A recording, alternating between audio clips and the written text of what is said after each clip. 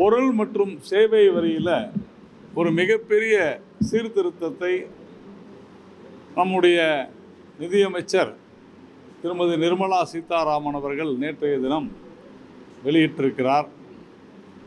GST கவுன்சிலானது இந்த சீர்திருத்தத்தை அங்கீகரித்து கடந்த 8 வருடங்களாக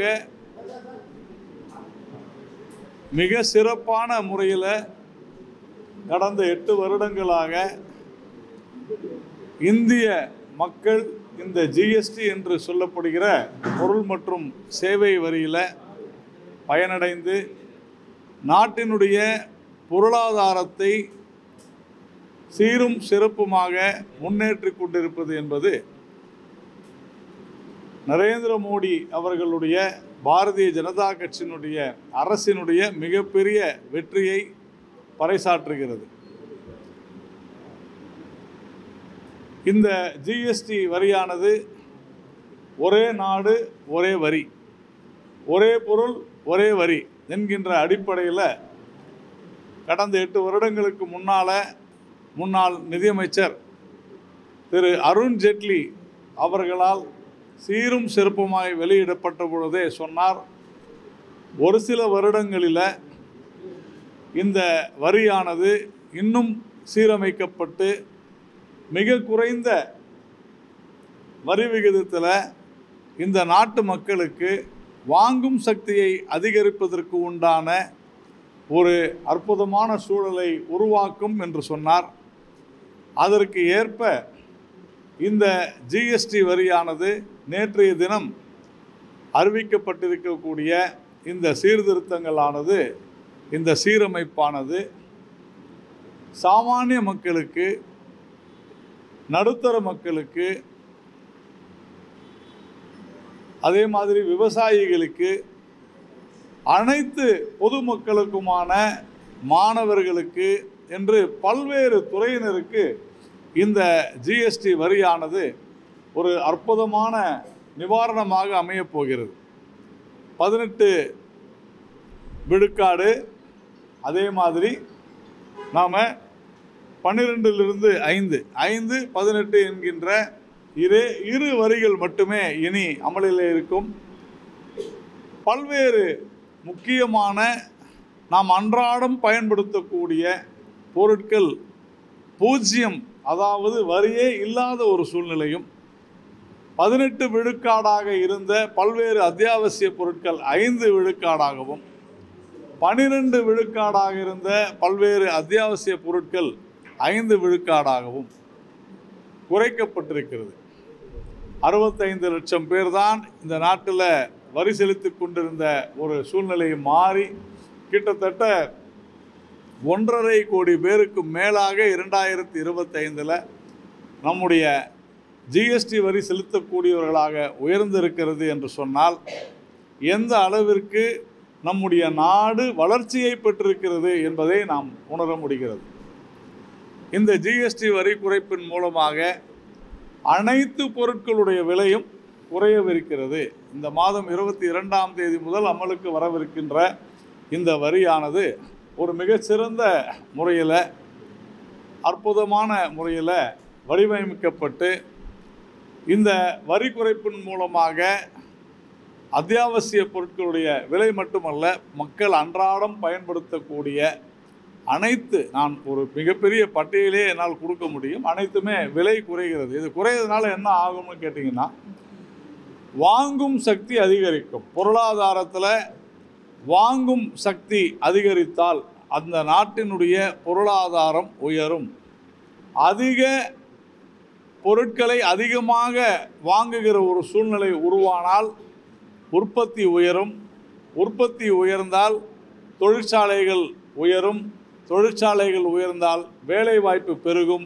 வேலைவாய்ப்பு பெருகினால் தனிமனித வருவாய் அதிகரிக்கும். ஒரு நாட்டினுடைய மிக அத்தியாவசியமான தேவை இதுதான். ஒரு அரசாங்கம் ஒரு தனி மனிதனை எல்லா வசதி வாய்ப்புகளையும் பெறக்கூடிய ஒரு சூழ்நிலையை உருவாக்கக்கூடிய நிர்வாகத்தை பெற்றிருக்க வேண்டும். அதைத்தான் நம்முடைய பிரதமர் திரு நரேந்திர மோடி அவர்கள் கடந்த சுதந்திர தினத்தன்று தீபாவளி பரிசாக நான் ஜிஎஸ்டி வரியினை குறைக்கவிருக்கிறேன் என்று சொன்ன பொழுது உண்மையிலேயே அது குறித்து பல்வேறு விமர்சனங்கள் எழுந்த நிலையிலும் கூட இன்றைக்கு மிக அற்புதமாக பல்வேறு ஒரு பட்டியலை நாம் வெளியிட்டிருக்கிறார்கள். அதில் மிக குறிப்பாக நாம் சொல்ல வேண்டும் என்றால் பதப்படுத்தப்பட்ட பாலுக்கு இனிமேல் வரி இல்லை என்கிற மிக முக்கியமான விஷயம். சாதாரண மக்கள் சாப்பிடக்கூடிய பரோட்டாவுக்கு இனிமேல் வரி இல்லை. அதே மாதிரி நிறைய இப்போ ட்ரை ஃப்ரூட்ஸ் நம்ம பார்க்குறோம். இது என்ன காரணம்னா கடந்த 10 வருடங்களாகத்தான் இந்த ட்ரை ஃப்ரூட்ஸ் என்பது நம்ம எல்லாருக்கும் தெரியும். நான் எளிமையாக சொல்ல வேண்டும் என்பதற்காக சொல்கிறேன். அதிகமாக நம்முடைய நாட்டிலே மக்கள் இதை எடுத்துக்கொள்ளும் வழக்கம் இருக்குது. காரணம் அதிக உற்பத்தி ஆகி கொண்டிருக்கிறது.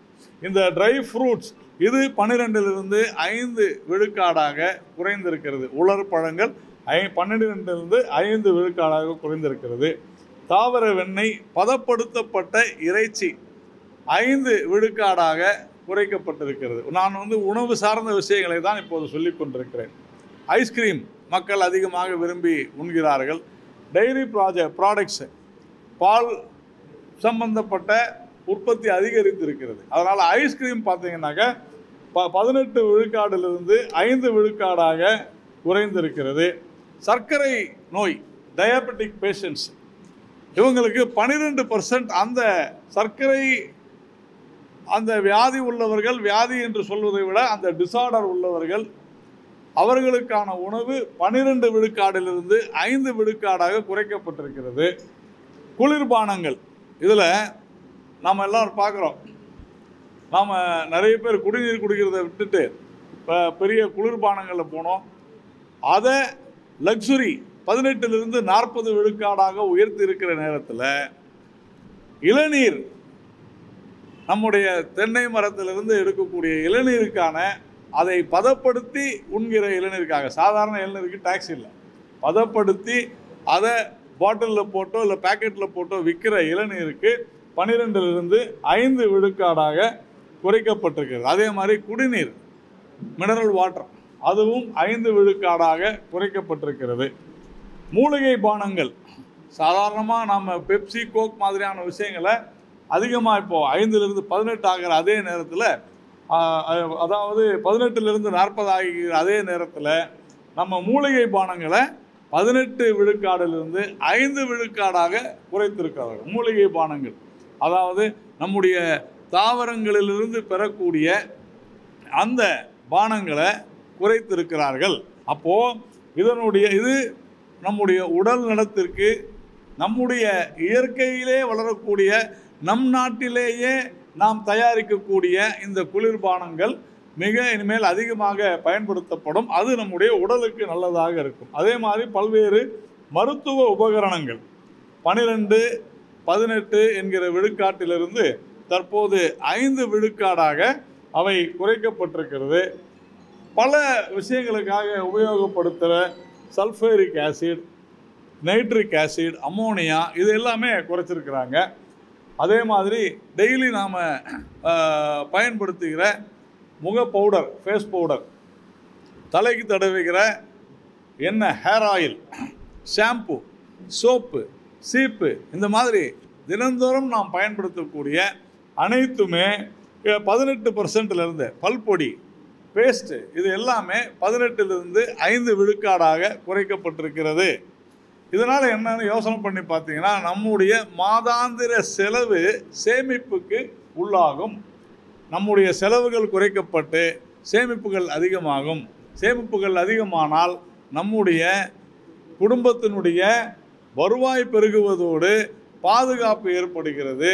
பேங்க்கில் நிறைய பணம் போடலாம், மக்களுக்கு அதிகமான விஷயங்கள் செய்யப்படும். அதே மாதிரி ஜவுளி பொருட்கள், பெரும்பாலான ஜவுளி பொருட்கள் 12 விழுக்காட்டிலிருந்து 5 விழுக்காடாக குறைக்கப்பட்டிருக்கிறது. செருப்புகள் 12, சாதாரணமாக எல்லாரும் இன்றைக்கி செருப்படாத ஆளே இல்லைன்னு சொல்லலாம். 12லிருந்து 5 விழுக்காடாக குறைக்கப்பட்டிருக்கிறது. பசங்க ஸ்கூலில் பயன்படுத்துகிற ரப்பர், ஷார்ப்னர், இதுக்கெல்லாம் 0% வரி, அதாவது வரியே இல்லை. அதே மாதிரி இந்த நாடு ஒரு மிகப்பெரிய 500 கிகாவாட் மின்சாரத்தை நோக்கி நாம் சென்று கொண்டிருக்கிறோம். ரெனியூவபிள் எனர்ஜி, மாற்று எரிசக்தியில் மாற்று எரிசக்திக்கான பல்வேறு உபகரணங்கள், சூரிய மின்சக்தி ஹீட்டர்கள், சூரிய அடுப்புகள், இதெல்லாம் 12லிருந்து 5 விழுக்காடாக குறைக்கப்பட்டிருக்கிறது. விவசாயத்திற்கு பயன்படக்கூடிய உரங்கள், ஃபெர்டிலைசர்ஸ், இது 18, 12ஆக இருந்ததெல்லாம் இப்பொழுது 5 விழுக்காடாக குறைக்கப்பட்டிருக்கிறது. விவசாயத்திற்கு பயன்படுத்தக்கூடிய டிராக்டர் டயர்கள், டியூபுகள், இவைகள் எல்லாமே 18லிருந்து 5 விழுக்காடாக, குறிப்பாக விவசாயத்திற்கு பயன்படக்கூடிய அனைத்து பொருட்களுமே 5 விழுக்காட்டாக அந்த உபகரணங்கள் எல்லாமே குறைக்கப்பட்டிருப்பதன் மூலமாக நம்முடைய நாட்டினுடைய விவசாய உற்பத்தி அதிகரிக்கும். விவசாய உற்பத்தி அதிகரிக்கும் பொழுது நம்முடைய ஜிடிபி மிக அதிக அளவில் அதிகப்பட்டு வளர்ந்து அது இந்த நாட்டினுடைய பொருளாதார வளர்ச்சிக்கு ஒரு மிகப்பெரிய துணையாக இருக்க போகிறது. அதே மாதிரி எல்பிஜி மூலமாக இயங்கக்கூடிய வாகனங்கள், சிறிய கார்கள், சாதாரண கார்கள்லாம் பார்த்தீங்கன்னா இன்றைக்கி 18% அதுக்கு அந்த 18%க்கு வந்துருச்சு. ஆனால் அதே சமயம் சொந்த உபயோகத்திற்காக யாருன்னா விமானம் வாங்கினா அவர்களுக்கு 28லிருந்து 40% அதிகமாகிருச்சு. அதே மாதிரி சூதாட்ட விடுதிகள், மணமகிழ் மன்றங்கள், கேசினோஸ் சில மாநிலங்கள் இருக்குது. இதுக்கெல்லாம் 40% விழுக்காடு வரி விதிக்கப்படுகிறது. அதே மாதிரி விளையாட்டு சாமான்கள், நம்ம ஒலிம்பிக்கே நம்ம நடத்த போகிறோம்னு சொல்கிறோம், அதை ஊக்குவிக்கும் விதமாக விளையாட்டு சாமான்கள் 5 விழுக்காடாக 12லிருந்து 5 விழுக்காடாக குறைக்கப்பட்டிருக்கிறது. தோல்துறை வரி விகிதம் 12லிருந்து 5ஆக குறைக்கப்படுகிறது. அதே மாதிரி கன்ஸ்ட்ரக்ஷன் ஆக்டிவிட்டி, கட்டுமானம், இதில் மிக முக்கியமாக இன்றைக்கி எவ்வளோ ஒரு சேலஞ்சிங்காக இருக்கக்கூடிய அந்த விஷயம், இதில் சிமெண்ட்டு, மணல் சுண்ணாம்பு போன்றவைகளெல்லாம் இன்றைக்கி கிட்டத்தட்ட 28லிருந்து 18ஆகவும் 12லிருந்து 5ஆகவும் குறைக்கப்படுகிறது. அதனால் கட்டுமான பணிகள் வேகமுறும், மக்கள் அனைவருக்கும் வீடு அப்படின்ற அந்த கனவை நனவாக்கி கொள்வதற்கான ஒரு மிக அரிய சந்தர்ப்பமாக இருக்கிறது. மிக மிக முக்கியமானது, நீண்ட நாளாக கோரிக்கை விடுத்து கொண்டிருந்த ஆயுள் காப்பீடு, மருத்துவ காப்பீடு, இவைகளெல்லாம் இனிமேல் வரிகளே இல்லை என்கின்ற ஒரு அற்புதமான ஒரு விஷயத்தை இந்த ஜிஎஸ்டியினுடைய மறுசீரமைப்பில் நாம் சொல்லியிருக்கிறோம்.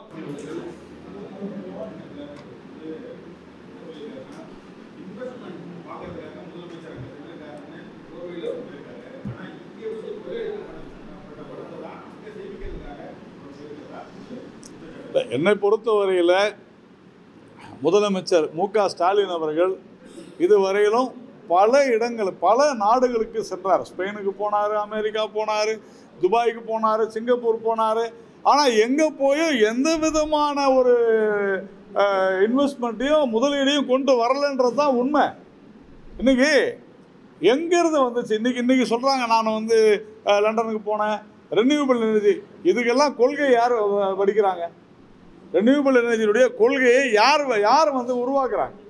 இன்றைக்கி வந்து இதே ரெனியூபிள் எனர்ஜி 5%க்கு 12லிருந்து 5%க்கு இந்த மாற்று எரிசக்திக்கான இந்த உபகரணங்களை இந்த ஜிஎஸ்டி சீர்திருத்தத்தில் நம்ம குறைச்சிருக்கிறோம்.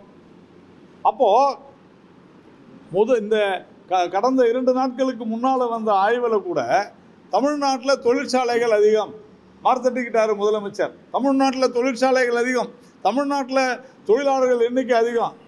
ஆனால் இன்னொன்று நடுவில் கொஞ்சம் பக்கத்தை காணும் அப்படின்ற மாதிரி விட்டுட்டார். என்ன? இண்டஸ்ட்ரியல் அவுட்புட்டு, அதை விட்டுட்டார்.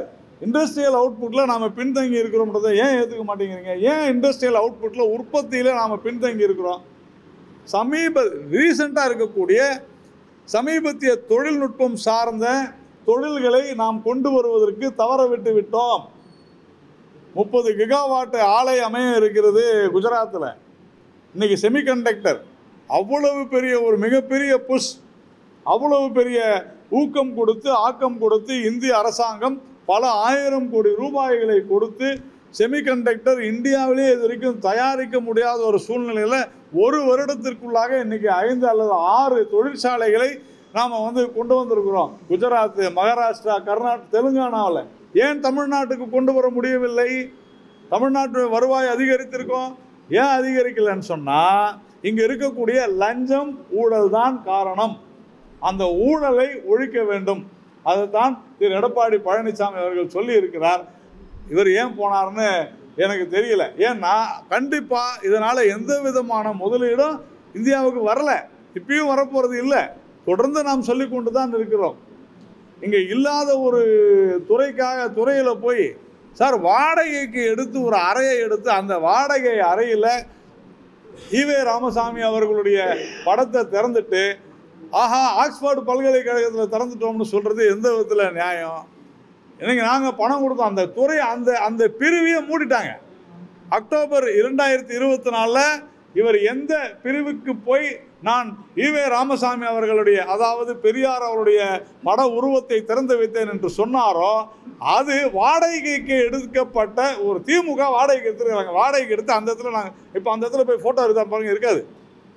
அந்த லைப்ரரி அப்படி பேசுகிறாரு. அந்த லைப்ரரியில் இருக்கிறவங்க தெளிவாக சொல்கிறாங்க. ஒரு மூத்த, நான் பெயர் சொல்ல விரும்பவில்லை, ஒரு மூத்த ஜேர்னலிஸ்ட், தமிழ்நாட்டினுடைய ஒரு மூத்த பத்திரிகையாளர் என்னிடம் சொன்னார். அவர் அங்கு சென்றிருந்த போது அந்த புத்தகங்களை எப்படியாவது தமிழ் புத்தகங்களை எடுத்து சென்று விட முடியுமான்னு பாருங்க, எங்களால் அதை வச்சுக்கிட்டு என்ன செய்யறதுன்னு தெரியல அப்படின்னாங்களாம். நான் என்ன கேட்குறேன், முதலமைச்சர் அவர்கள் அதை புரிந்து கொண்டு அந்த புத்தகங்களை, பெரிய பொக்கிஷம் தானே, அதை கொண்டு வரதுக்கு உண்டான முயற்சி செஞ்சிருக்கலாம்ல. எல்லாத்தையும் விட சமூக ஊடகங்களில் திமுகவினுடைய மிக மோசமான ஒரு நடவடிக்கையை பாருங்க. நான் திரு அண்ணாமலை அவர்கள், திரு நயினார் நாகேந்திரன் அவர்கள் எல்லாருமே இது குறித்து பதிவு போட்டோம். எங்களுடைய சமூக ஊடகங்களில் வலைதளத்தில் போட்டோம். இந்த மாதிரி நீங்கள் ஈவேரா அவருடைய படத்தை திறந்து வைப்பதாக சொல்லப்படக்கூடிய அந்த துறையே இப்பொழுது இல்லை. ஆனால் ஏதோ நீங்கள் வளர்த்துட்டு தான் சொல்கிறீங்களே அப்படின்னு கேட்ட பொழுது திமுகவினுடைய சமூக வலைதளங்களில் அவங்க ஐடி டிபார்ட்மெண்ட்லேருந்து ஒரு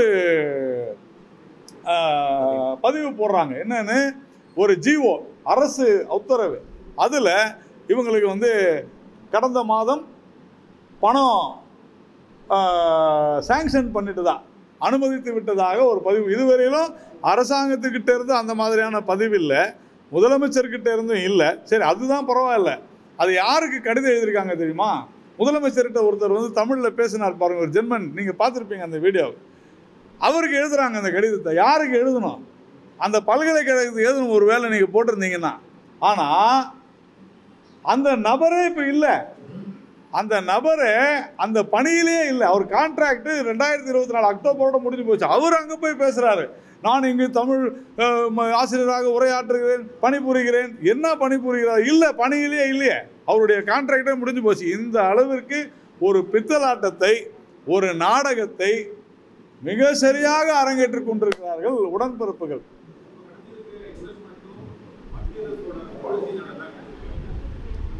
தமிழ்நாட்டில் கடந்த 10 வருடங்களில் வந்திருக்கக்கூடிய அனைத்து மூலதனங்களும் மத்திய அரசாங்கத்தினுடைய கொள்கையினால், மத்திய அரசாங்க திட்டங்களால் வந்தது என்று தெளிவாக சொல்கிறேன்.